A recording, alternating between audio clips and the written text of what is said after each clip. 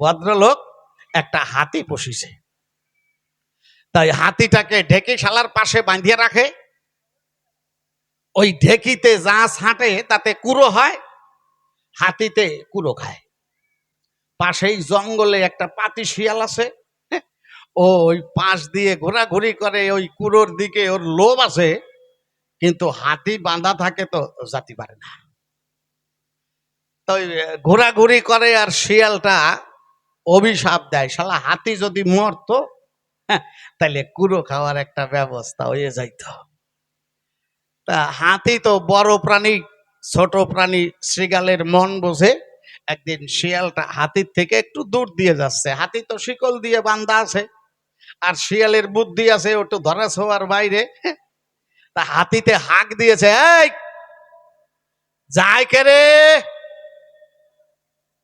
পাতি শিয়াল ওইখান থেকে ঘাড় মোটা করিয়ে চোখ পাক্কাইয়ে বলছে, আমি আমি আমারে চেনো না? আমি শৃগাল পণ্ডিত। হাতি কয়, শালা জঙ্গলের পাতিয়াল, সে যদি কয় আমি পণ্ডিত, এই শুনিয়ে কতক্ষণ ডাইজেস্ট করিয়ে রাখা যায়? দাঁড়া, তোর পাণ্ডিত্যের ব্যবস্থা দেখাইছে।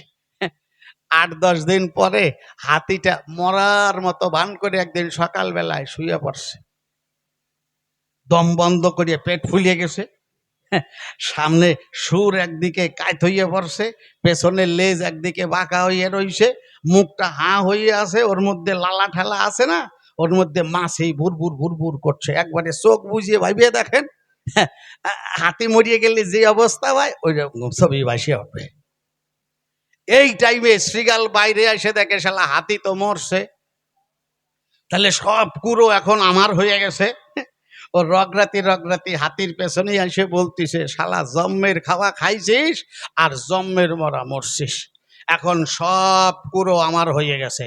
তবে এতদিন ভরে তুই যে কুড়ো খাইছিস, তোর সেই কুড়োর স্বাদ কলজের মধ্যে আছে, আগে আর তোর কলজে বের করে খাবো, তারপরে কুড়োর গাদার ধারে গিয়ে কুড়ো খাবো।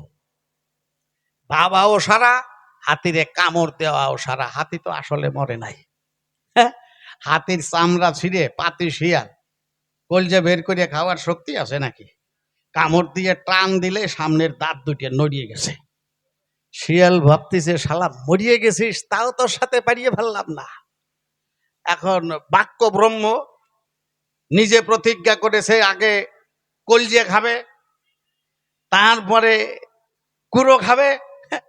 এখন কলজে বের করতে পারে নাই, কুড়োর গাদার দিকে আর যাচ্ছে না, হাতির সামনে দিয়ে 2-3 পাক দিয়ে হাতির পেছন দিয়ে জঙ্গলের দিকে হাঁটাতেছে, কিন্তু লোভ তো কুড়োর উপরে আছে, ওই 2-4 পা যায় আর ওই কুড়োর গাদার দিকে চায়। তাই একবার ওই কুড়োর গাদার দিকে চাইয়ে যখন হাতির পেছনের দিকে নজর পড়ছে, হাতি তো অনেক সময় দম বন্ধ করে রইছে, মা সামনে চাপ পড়ছে, আর হাতির যে পেছনে পায়খানার দ্বার, নিম্নদ্বার, ওইটা বেশ ফাঁকা হয়ে গেছে। হাতিও তো বড় প্রাণী, এখন ওই গুজ্জদারটা ফাঁকা হয়ে গেছে। শিয়াল দেখে কয়, সর্বনাশ, এত সুন্দর একটা সুরঙ্গ রইছে, আমি তো আগে টের পাই নাই, খালি খালি আমি দাঁত নাড়াইয়ে ফেললাম, এই পথ দিয়ে গেলেই তো কলজে পাইয়ে যেতাম। যা, পথ যখন আবিষ্কার হয়ে গেছে, ওই পথে ঢুকবো, ঢুকে কলজে বের করিয়ে খাবো, তারপরে কুড়ো খাইয়ে জঙ্গলে যাইয়ে নাকে সর্ষের তেল দিয়ে ঘুমাইয়ে পড়বো। বাবাও সারা আইসে হাতির পেছনে, ওর তো সরু মুখ, ঢুকাইয়ে দিয়ে যেই চাপ দেছে, মাথা ঢুকিয়ে গেছে, সামনের 2 পা ওইটাও কাল্লাট করে ঢুকে গিয়ে মাঝামাঝি আটকে গেছে। হাতি তো মরে নাই, হাতি ভাবছে শালা একটা চাপ দিয়ে দেশ। এইবার দম ছাড়িয়ে দিয়ে আকঞ্চন করে এমন জোরে চাপ দেছে, শৃগালের অবস্থা খারাপ হয়ে গেছে, সামনের টুক হাফ বয়েল প্যারালাইজড হয়ে গেছে, এখন আর ভিতরেও যেতে পারছে না, বাইরেও আসার শক্তি নাই, পেছনেরটা কোন রকম নেল নেল করতেছে।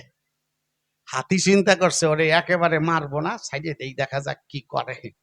আবার আগের মতো দম বন্ধ করিয়ে চাপ দিয়েছে, সামনে চাপ পড়ছে, পেট ফুলিয়ে উঠছে, আর ওই পেছনে ওইটা একটু লুজ হয়ে গেছে, যেটা দিয়ে টাইট করে ধরছিল। কোন রকমের শৃগাল কাতরাতি কাতরাতি হাতির পেছনে পড়িয়ে ঘন্টা খানিক রেস্ট নিচ্ছে, চোখ খোলারও শক্তি নাই। ঘন্টা খানিক পরে চোখ পাক্কাইয়ে চাইয়ে দেখে সর্বনাশ, হাতির পায়ের কাছে পড়ে রয়েছে। যদি একটা পাড়া দেয় তাহলে তো ওর মৃত্যু নিশ্চয়। এখন সামনে তো বল নাই, চাপ খাইয়ে হাফ প্যারালাইজড হয়ে গেছে, কোন রকমে পেছনের পা দিয়ে কাতরাতি কাতরাতি একেবারে জঙ্গলের মধ্যে যাইয়া শুয়ে রয়েছে। এখন জঙ্গলে যদি শুয়ে থাকে, মুখে তো আর খাবার ঢোকে না, মাসখানিক উঠার ক্ষমতা নাই।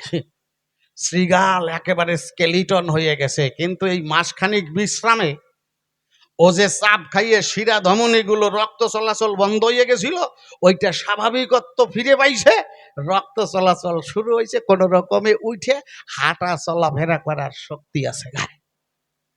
তাই মাসখানিক পরে ওই শৃগাল উঠে কোন রকমে তো দুর্বল হয়ে গেছে। আজকে হাতি যেখানে বান্ধা রয়েছে তার চাইতে অনেক দূর দিয়ে আটা দেশে, কিন্তু হাতি এক পলক দেখিয়েই টের পাইছে ওই শালা চাপ খাওয়া শিয়াল। হ্যাঁ, এই কয়দিন খাবার পাই নাই, তাই শরীর এত খারাপ হয়ে গেছে। যেদিক দিয়েই তাকাবেন ছাদ ঢালাই ভালো নাই, সব রড দেখা যায়। হাতিতে আজকে আবার হাঁক দেছে, এই যায় কে রে? ও আজকে জবাব দিচ্ছে, আমি বল নাই, আমি আমি খালি শিয়াল।